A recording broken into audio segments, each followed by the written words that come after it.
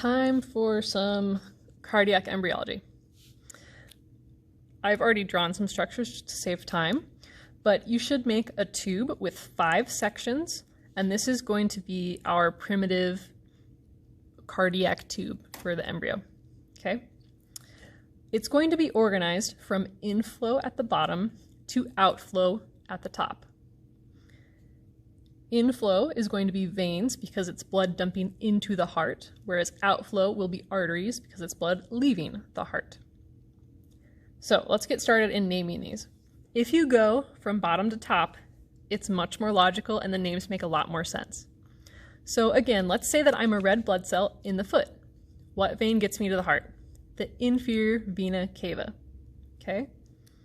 Since the start of our heart, or since the start of this cycle, I guess, this something, is with a vein, we're going to call it something venosus. Okay, vein venosus. Let's zoom in on that a little bit. Vein venosus.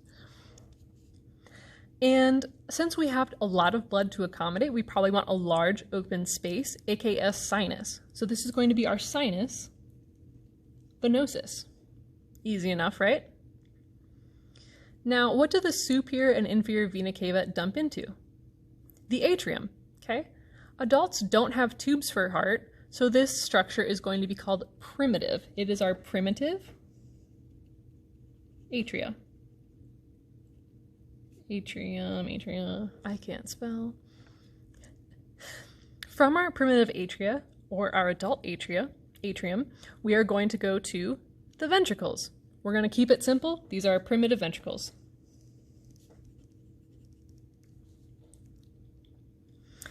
This next one, our 4th section, is a little bit strange and you just have to memorize the name. This is going to be our bulbus cordus. Bulbus cordus. The last one, if we had blood coming into the heart through veins, we probably have blood leaving the heart through arteries, okay? Specifically, we have arterial trunks in the adult heart, so we're going to call this the truncus arteriosus. Truncus arteriosus. All right. Again, in the adult heart, we don't have just one straight tube. We have left and right divisions. So I've gone ahead and divided each of these segments into left and right pieces. We'll just keep using purple. Starting at the sinus venosus, this is one of our harder sections, so I promise you they're not all this bad. The right side is going to become our sinus venerum, aka the posterior smooth wall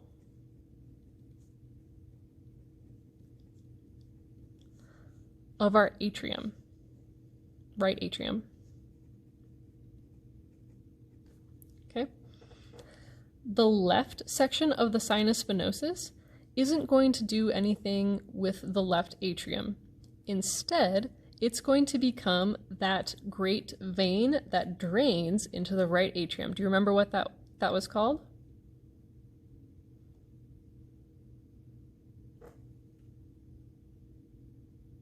Oh, did I just do this wrong? No, I didn't. This is going to be the coronary sinus.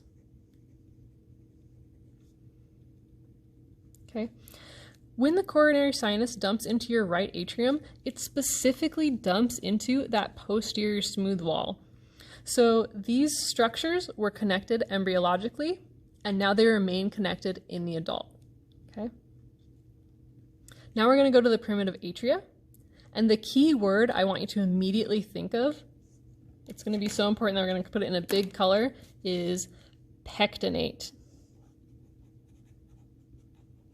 Pectinate muscles. Anytime you see a pectinate muscle, you have to think of your primitive atrium. So where did we see the pectinate muscles on the adult heart? On the right side, it was in our anterior atrium. Here's our posterior smooth, and now we have anterior. Right. in our, or not in our left atrium, but on the left side of our heart, we saw pectinate muscles, not in the atrium, but in the auricle. This was also in the auricle. All right, now we're going to go to the primitive ventricles. As soon as we enter the ventricles, what was this really big, prominent structure that would make a good metal band? That is our trabeculae carnae.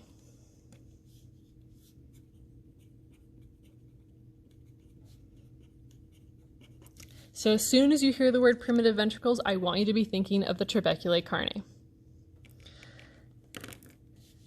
The right primitive ventricle is just your right vent. Left primitive ventricle, just your left ventricle. That's easy peasy. They make the trabeculae carnae. The bulbus cordis, however, is our fourth section, and the key word for this is smooth outflow. So remember on the adult heart when I was showing you how the ventricles had trabeculae carnae, but then right before the valves, they had a smooth outflow section? That's from your bulbus cordis. The right is going to have a special name. It's our Harry Potter section. It's the conus arteriosus.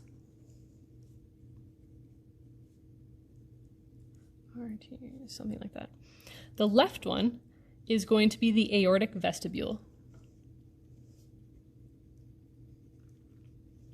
So the conus arteriosus gets its name because one, it's leading to an artery, but two, that smooth outflow section kind of looks like a cone.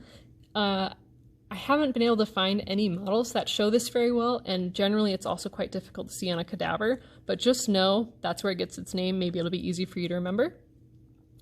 The left side is obviously associated with the aortic artery, and a vestibule is just a connection between two things. So if you have a vestibule in your house, it's the street, your vestibule, so this like kind of intermediate entryway, and then your house. The last section, our truncus arteriosus, is a trunk, so it's going to be our arterial trunk, which is pulmonary trunk, ascending aorta.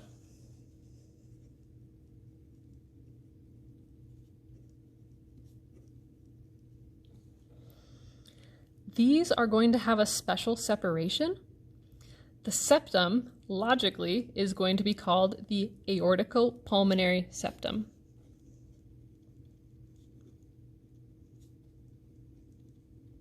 Aortico-pulmonary septum. This is going to be made from growths of both of these structures, from our truncal and bulbar ridges.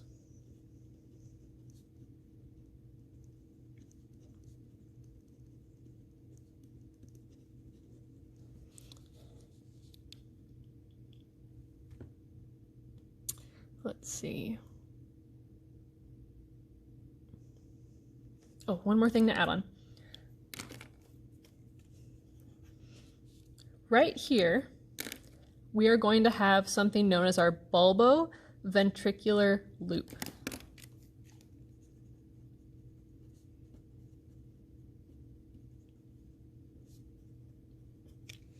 This is the area of the heart where you get that folding, okay?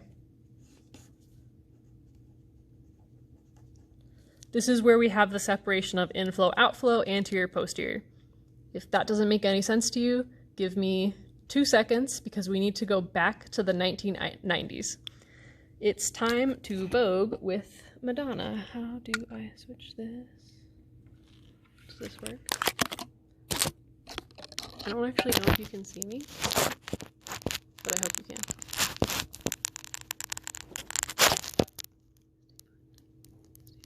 Okay. That's gonna fall. So Madonna was famous for voguing. This is your Vogue arm. You gotta get it ready. Stop doing this.